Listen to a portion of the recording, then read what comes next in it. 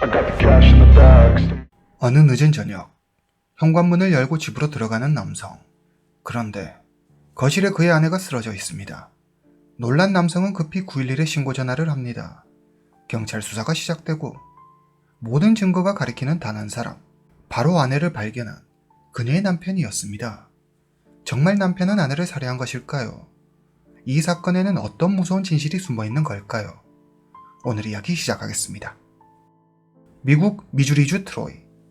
미국 미주리주 링컨 카운티에 있는 도시로 약 12,000명이 살고 있습니다. 오늘 사건의 주인공 베시 파리아. 1969년생인 그녀는 2000년 연인 러스 파리아와 결혼합니다. 그녀는 자신의 두 딸과 새로 가정을 꾸린 러스와 함께 미주리주 트로이로 이주해 행복한 앞날을 꿈꾸며 행복한 시간을 보냅니다. 베시는 보험회사에서 일하고 있습니다. 2001년 베시는 회사에서 자기보다 11살 많은 팸이라는 여성을 만납니다. 팸은 평소 수다 떠는 것을 좋아하는 활발한 성격의 소유자였는데 원래 말수가 적었던 베시는 유쾌한 팸을 좋아했습니다. 나이 차이도 많이 나고 서로 다른 성향의 두 사람이었지만 둘은 가까운 사이가 됩니다. 2010년 41살이 된 베시는 요즘 들어 부쩍 컨디션이 예전 같지 않다는 생각에 검진을 받으러 병원에 갑니다. 검사 결과 불행히도 베시는 유방암이었습니다. 베시가 유방암을 진단받고 치료에 들어가면서 그동안 연락이 끊겼던 팸과 다시 연락이 닿았습니다. 치료에 힘들어하던 베시는 점점 더 팸에게 의지하게 되었고 팸은 베시가 항암 치료를 받는 날이면 함께 병원에 가는 등 베시와 둘도 없는 친구가 되죠. 2011년 베시의 상태가 급격히 나빠집니다. 유방암이 간과 신장으로 전이가 되어 악화되었습니다. 베시는 절망했습니다. 힘든 시간 그녀의 곁을 지키며 함께 병원에 다니고 그녀에게 아낌없는 응원을 보내는 이가 있었습니다. 바로 베시의 친구 팸이었습니다. 베시는 포기하지 않고 열심히 항암 치료를 받으며 사랑하는 이들과 함께 즐거운 시간을 보내려 노력합니다. 병원에서는 그다지 희망적이지 않은 이야기를 했지만 그녀는 끝까지 희망을 잃지 않았습니다. 그러던 어느 날 힘겨운 병마와 싸우고 있는 그녀에게 생각지 못한 불행이 닥칩니다. 2011년 12월 27일 화요일 미국 미주리주 트로이. 여느 날과 다를 것 없는 평범한 날이었습니다. 42세가 된 베시는 항암 치료를 받으러 병원에 갑니다. 베시는 항암 치료가 끝나고 어머니 집으로 가 함께 시간을 보냅니다.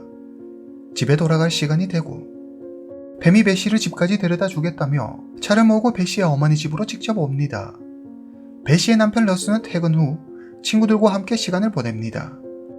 밤 9시 베시의 남편 러스와 그의 친구들은 소파에 앉아 영화를 봅니다. 영화를 본 지 어느덧 3시간이 흘렀습니다. 시간이 늦었다고 생각한 러스는 친구들과 작별 인사를 하고 차를 타고 집으로 향합니다. 집으로 오는 길에 베시에게 전화하지만 그녀는 전화를 받지 않습니다. 그러나 그는 크게 개의치 않았습니다. 이전에 베시가 항암 치료를 받고 나면 많이 피곤하다고 했었기 때문에 그녀가 당연히 쉬고 있을 것이라고 생각했습니다. 밤 9시 40분 집에 도착한 러스가 천천히 현관문을 열고 집 안으로 들어갑니다. 집 안에는 불이 꺼져 있었고 아무 소리도 들리지 않았습니다. 거실 불을 켜자 그는 절망적인 상황을 마주하고 맙니다. 이틀 전 주고받은 크리스마스 선물에 둘러싸인 아내가 보였습니다. 아내 베시는 거실 소파 옆 바닥에 웅크리고 앉아 있었는데 그녀 주변은 온통 피투성이었습니다. 러스는 바로 911에 신고합니다. 그는 울먹이며 말합니다.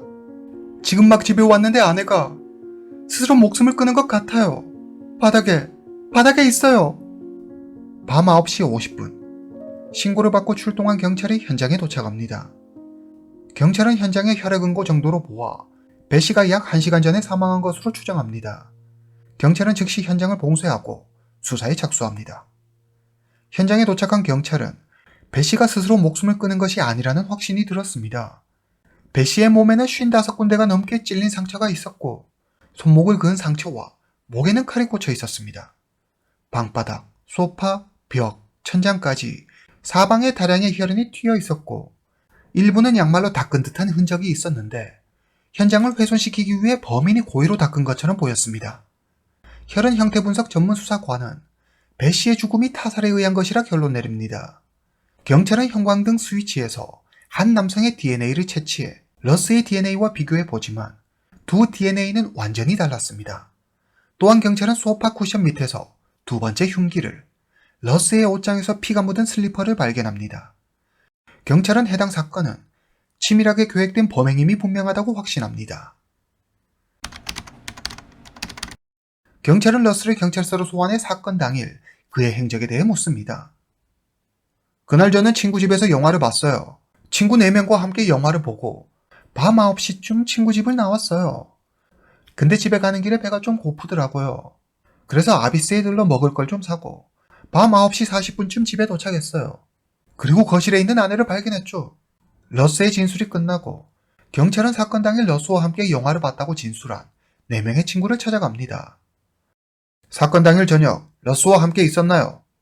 경찰이 묻자 친구들은 모두 저녁 6시에서 9시 사이 러스와 함께 영화를 봤다고 대답합니다. 이어 경찰은 러스가 다녀간 샌드위치 가게의 영수증을 확보합니다. 러스의 진술대로 사건 현장인 집에서 30여 분 떨어진 샌드위치 가게에서 9시 9분에 샌드위치를 산 기록을 확인할 수 있었습니다. 그리고 경찰은 배 씨의 어머니를 만나 그날 저녁 친구 팸이 배 씨를 집까지 데려다 줬다는 사실을 알게 됩니다. 경찰은 팸을 찾아갑니다. 우리는 정말 친했어요. 그날도 수다나 떨까 하고 배 씨를 데리러 갔죠. 우리는 차 안에서 많은 이야기를 나눴고 저녁 7시쯤 배 씨는 집으로 돌아갔어요. 경찰이 묻습니다. 배 씨와 헤어진 뒤에는 뭘 했죠? 팸은 남편과 함께 집에서 TV를 봤고 이후 집 밖을 나온 적이 없다고 했습니다. 팸의 진술이 끝나자 경찰은 그녀에게 거짓말 탐지기 테스트를 하자고 이야기합니다. 하지만 팸은 두통이 심해 테스트를 받을 수가 없다며 경찰의 요구를 거절합니다. 그 후 팸은 두통이 있다는 병원 소견서를 경찰에 제출합니다. 그러면서 그녀는 중요한 사실을 하나 알고 있다며 경찰에 말합니다. 배 씨가 저에게 늘 말했어요. 남편 러스가 너무 무섭다고, 러스가 술만 마시면 쉽게 화를 내고 폭언도 서슴지 않는다고 하더라고요. 배 씨가 헤어지자고 하면 러스는 배 씨를 없애버리겠다고 위협했어요. 그래서 배 씨는 소송까지 생각하고 있었죠. 배 씨의 노트북을 한번 봐보세요. 제 말이 진짜라는 걸 알 수 있을 거예요. 경찰은 배 씨의 노트북을 확인합니다. 노트북에는 배 씨의 말대로 진짜 파일이 하나 있었는데 거기에는 배 씨의 괴로운 심경과 남편 러스가 자신을 해칠지도 모른다며 두려워하는 내용이 적혀 있었습니다. 팸은 한 가지 사실을 더 덧붙입니다. 사실 그날 밤 배 씨는 러스에게 헤어지자고 말할 생각이었어요. 헤어지자는 배 씨의 말을 듣고 화가 난 러스가 범행을 저질렀을 것이라고 확신한 경찰은 남편 러스를 가장 유력한 용의자로 지목하고 그를 수사하기 시작합니다. 그리고 얼마 지나지 않아 녹음된 911 요원과의 전화 통화에서 이상한 점을 하나 발견합니다. 신고자 러스는 아내 배 씨가 스스로 목숨을 끊었다고 말합니다. 현장에 도착한 구급대원들의 말에 따르면 배 씨의 몸에는 55군데 이상의 상흔이 있었고 주위는 온통 피투성이라 누가 봐도 한눈에 타살임을 알 수 있었다고 했습니다. 그런데 왜 러스는 배 씨가 스스로 목숨을 끊었다고 한 걸까요? 배 씨는 암 진단을 받고 치료하는 과정을 굉장히 힘들어했습니다. 그녀는 점점 지쳐갔고 남편 러스에게 그 고통을 토로했죠. 이렇게 살 바에는 차라리 죽는 게 더 낫겠다는 말도 여러 번 했었습니다. 사실 배 씨는 이전에 스스로 목숨을 끊으려 시도했던 적이 있었습니다. 이로 인해 병원 치료까지 받았죠. 사건 당일 배 씨를 발견한 러스는 평소 힘들어하던 배 씨가 스스로 목숨을 끊었다고 생각했습니다. 경찰은 러스의 말을 믿지 않았습니다.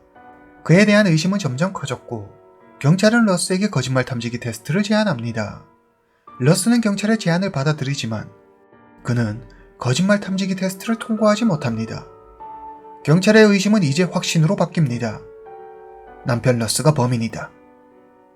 사건이 일어난 지 8일 후 2012년 4월 경찰은 1급 살인 혐의로 러스를 정식 체포합니다. 러스는 보석금 25만 달러, 우리 돈 약 3억 4천만 원을 내지 못해 재판이 시작될 때까지 교도소에 수감됩니다. 배 씨 사건이 일어난 지 어느덧 2년이 흘렀습니다. 2013년 11월 18일 해당 사건에 대한 재판이 열립니다. 러스의 변호사는 사건 당일 러스의 알리바이가 확실하다며 그의 무죄를 주장합니다. 저녁 7시 팸이 배 씨를 집으로 데려다 줍니다. 밤 9시 40분 집에 도착한 러스가 911에 신고 전화를 하고 밤 9시 50분 경찰과 구급대원이 현장에 도착합니다. 경찰은 저녁 7시에서 8시 50분 사이에 범행이 일어났을 것으로 추정했습니다. 그러나 이 시간에 러스는 친구들과 친구 집에서 영화를 보고 있었습니다. 해당 사실은 이미 4명의 친구들의 증언을 통해 확인할 수 있었죠. 그리고 집으로 돌아가는 길에 러스는 샌드위치 가게를 들러 먹을 걸 삽니다. 이 역시 영수증을 통해 확인할 수 있었습니다. 또한 러스의 휴대폰 신호가 저녁 8시 57분에 사건 현장이 아닌 오펠론에서 확인돼 러스가 범행 추정 시간에 다른 곳에 있었다는 주장을 뒷받침해 주었습니다. 러스의 변호사는 말합니다. 러스는 범행 추정 시간에 사건 현장이 아닌 다른 곳에 다른 이들과 있었다는 완벽한 알리바이가 있습니다. 범행을 저지를 시간적 여유가 전혀 없었습니다. 그는 무죄입니다. 그러나 검찰은 변호사의 주장을 반박합니다. 저녁 6시에서 9시까지 함께 있었다는 친구들의 말은 믿을 수 없습니다. 그들끼리 얼마든지 사건을 짜고 조작할 수 있습니다. 러스의 휴대폰 역시 러스가 범행 시간 사건 현장에 없었다는 것을 증명하기 위해 친구들이 대신 가지고 있었던 것입니다. 그들은 러스와 한편이 되어 거짓말을 하고 있습니다. 그리고 러스가 들른 샌드위치 가게는 집으로 가는 빠른 길이 아닌 멀리 돌아오는 길에 있습니다. 러스는 재빠르게 범행을 저지르고 알리바이를 확보하기 위해 일부러 그 가게로 간 것입니다. 그러니까 친구 집에서 지름길을 통해 집으로 간 뒤 범행을 저지르고 알리바이를 위해 일부러 샌드위치 가게에 간 것이죠. 검찰은 러스의 옷장에서 발견된 피 묻은 슬리퍼가 러스가 범인이라는 것을 말해주는 결정적 증거라며 러스가 범인이 분명하다고 주장합니다. 러스의 변호사 조엘은 검찰의 주장들 모두 직접적인 증거가 아닌 추측일 뿐이라며 반박합니다. 러스의 변호사는 사건 발생 5일 전 15만 달러, 우리 돈 약 2억 원 상당의 보험금 수령자가 러스에서 팸으로 바뀐 점을 지적하며 베시가 죽으면 가장 큰 이익을 보는 팸이 가장 유력한 용의자라고 주장했습니다. 그러나 팸은 보험금 수령자를 변경한 것은 전적으로 베시의 뜻이었다고 말합니다. 베시는 자신이 떠나고 남겨진 두 딸을 많이 걱정했어요. 그녀는 남편 러스를 믿을 수 없었기 때문에 보험금 수령자를 저로 바꾼 거예요. 어차피 보험금은 아이들을 위해 쓸 거고 아이들이 성인이 되면 다 줄 것이기 때문에 제가 이득 보는 건 하나도 없어요. 그리고 팸은 하나의 사실을 더 보탭니다. 사건이 일어난 날 베시 집 근처에서 러스가 어떤 남자와 함께 있는 걸 봤어요. 왠지 느낌이 싸했는데 그날 베시를 혼자 보내는 게 아니었는데 검찰은 러스가 보험금 수령자가 팸으로 변경된 사실을 모르고 범행을 저질렀을 것이라고 주장하며 베시의 노트북에 있던 파일, 피 묻은 슬리퍼, 러스의 거짓말 탐지기 결과, 의문의 남자와 함께 있었다는 팸의 증언 등 모든 증거가 러스가 범인임을 가리킨다며 다시 한번 러스가 범인임을 주장합니다. 경찰과 검사는 팸의 진술을 굉장히 신뢰하는 모습을 보이지만 사실 수사 과정에서 팸의 진술은 여러 번 바뀝니다. 팸은 처음에 베시를 집에 데려다 주긴 했지만 집에 들어가지 않았다고 말합니다. 그러다 나중에는 집 안에 들어갔다고 말을 바꾸죠. 그리고 사망 추정 시간에 그녀는 집에서 남편과 TV를 봤다고 했지만 사실 팸은 베시 집 근처에 있었던 것으로 확인됩니다. 거짓말한 사실까지 드러나지만 어떤 이유에서인지 이런 점들은 그냥 무시되고 맙니다. 러스의 변호사는 팸에게 불리한 증거들을 제출하며 팸이 이 사건의 유력한 용의자임을 주장하려 했지만 판사는 이를 금지시킵니다. 일방적인 검사의 주장과 설상가상 알 수 없는 판사의 결정까지 더해져 재판은 점점 러스에게 불리하게 돌아가고 있었습니다. 2013년 11월 21일 12명의 배심원단은 상의 끝에 러스에게 유죄를 판결해 가석방 없는 종신형이 선고됩니다. 재판 결과에 불복한 러스는 곧장 항소하지만 법원은 이를 기각합니다. 하지만 러스는 계속해서 자신의 무죄를 주장했고 2년이 지난 2015년 6월 마침내 법원은 재심을 결정합니다. 재심을 맡은 판사는 이전 재판의 판사와 달리 러스의 변호사가 팸을 이 사건의 유력한 용의자로 주장하는 것을 허락합니다. 재심 과정에서 이전 재판에서 러스가 범인임을 뒷받침하는 증거로 사용되었던 증거들의 허점이 발견됩니다. 먼저 러스의 옷장에서 발견된 슬리퍼는 옆에만 피가 묻어 있었을 뿐 슬리퍼 밑창에는 피가 거의 묻어 있지 않았고 사건 현장에는 피 묻은 슬리퍼로 걸어다닌 자국 또한 없었습니다. 슬리퍼를 신고 범행을 저질렀다는 검사의 주장과는 맞지 않았죠. 변호사는 누군가 러스를 범인으로 몰기 위해 일부러 슬리퍼에 피를 묻힌 후 러스의 옷장에 두었다고 주장합니다. 그리고 배 씨의 노트북에서 발견된 그녀의 심경을 적은 파일 역시 의심스러운 점이 발견됩니다. 컴퓨터 전문가는 해당 파일은 배 씨의 노트북에 설치되어 있지 않은 워드 97로 작성된 것이며 배 씨의 노트북에서 알 수 없는 작성자가 만든 유일한 문서였습니다. 그리고 팸은 평소 배 씨가 노트북으로 일기를 쓰는 습관이 있다고 했는데 노트북에는 이 파일 말고는 다른 일기 파일은 없었습니다. 러스의 변호사는 러스가 두렵고 자신을 해칠 것 같다며 쓴 내용의 파일 역시 배 씨가 쓴 것이 아니라며 러스의 무죄를 주장합니다.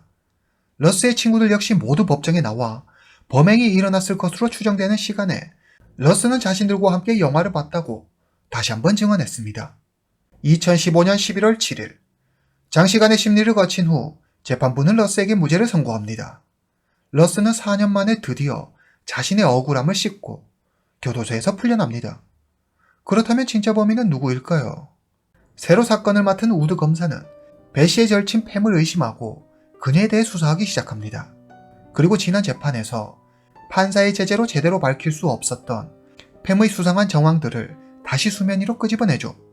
첫 번째, 사건이 일어나기 4일 전 배 씨의 생명보험 수령자가 팸으로 바뀌었습니다. 두 번째, 팸은 배 씨의 생명보험금을 수령하고 오랜 시간이 지났음에도 배 씨의 두 딸에게 보험금을 한 푼도 주지 않았습니다. 세 번째, 경찰 신문 과정에서 그녀는 처음에는 배 씨의 집에 들어가지 않았다고 했다가 다시 집안까지 데려다 주었다고 말하는 등 계속해서 진술을 번복했습니다. 네 번째, 경찰이 팸의 휴대폰을 조사해보니 사건 당일 저녁 7시 20분에 그녀는 집에 도착했다는 문자를 배 씨에게 보냈는데 사실 팸은 그 시간 배 씨의 집 근처에 있었습니다. 다섯 번째, 사건 당일 저녁 원래 가족의 지인이 배 씨를 집까지 데려다 주기로 되어 있었는데 팸이 배 씨의 어머니 집까지 찾아와 배 씨를 직접 집까지 데려다 주었습니다. 여섯 번째, 현장 조사 시 경찰은 배 씨가 있던 위치나 모습 등으로 볼 때 배 씨가 사이가 좋고 믿었던 사람에게 살해된 것으로 추정했습니다.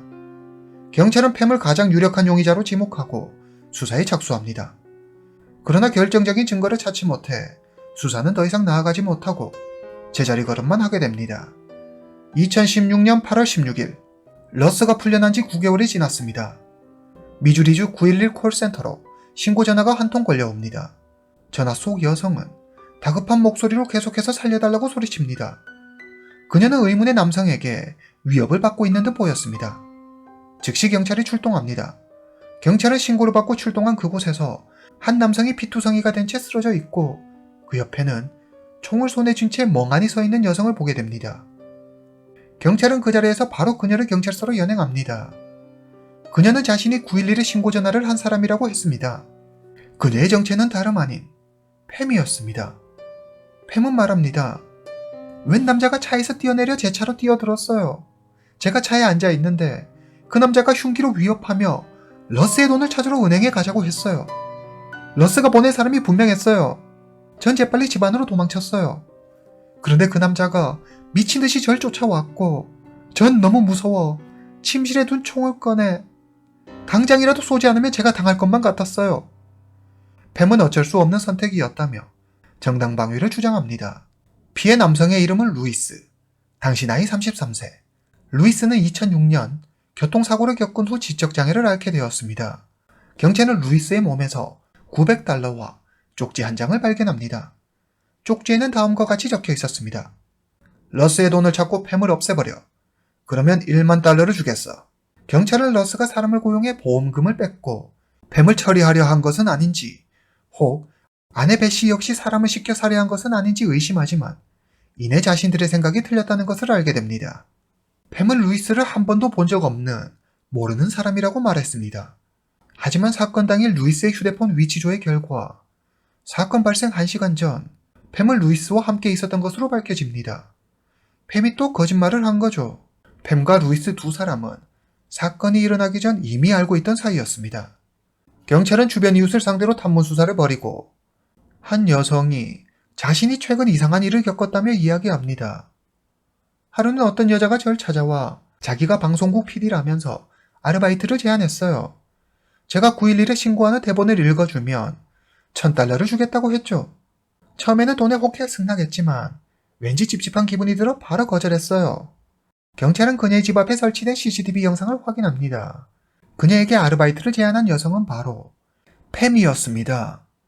경찰은 팸의 집을 조사하던 중 팸의 화장대에서 루이스의 몸에서 발견된 $900와 연속된 1년분의 지폐들을 발견합니다. 그리고 루이스가 사용한 흉기의 구매 기록을 확인하는데 팸의 집에 있던 물건들과 함께 구매한 것으로 밝혀집니다. 2016년 8월 23일 경찰은 팸이 러스를 함정에 빠뜨리기 위해 저지른 범죄를 확신하고 1급 살인 혐의로 팸을 체포합니다. 경찰에 체포된 팸은 화장실에서 스스로 목숨을 끊으려고 시도하지만 경찰에게 발각돼 실패하고 맙니다. 2019년 6월 루이스 사건에 대한 재판이 열립니다. 팸의 변호사는 알포드 풀리를 요청합니다. 알포드 풀리란 미국 사법제도의 특징 중 하나로 피고가 혐의를 인정하지는 않지만 검찰이 제시한 증거를 인정하고 유죄 판결을 받아들이는 것으로 형량을 합의하는 방식입니다. 2019년 8월 팸의 알포드 풀리 요청을 법원이 받아들이면서 팸은 사형은 면하게 되지만 가석방 없는 종신형을 선고받습니다. 우드 검사는 배시 사건의 진범 역시 팸이라고 주장하지만 팸이 종신형으로 교도소에 가는 바람에 배시 사건은 아직도 종결되지 못한 채 남아 있습니다. 억울하게 범인으로 몰려 옥살이를 한 러스는 담당 경찰관 3명을 고소합니다.